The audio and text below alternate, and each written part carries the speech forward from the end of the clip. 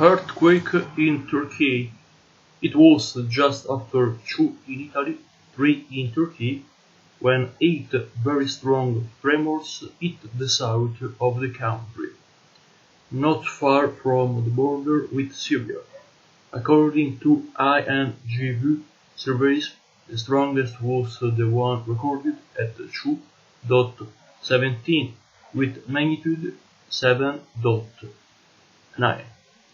Subsequently, 7 more were felt, all between magnitude 4.7 and magnitude 5.6.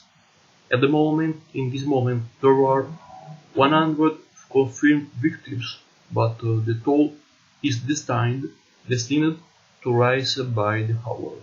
Well, this is all. Excuse me for my terrible English, but I'm an Italian boy.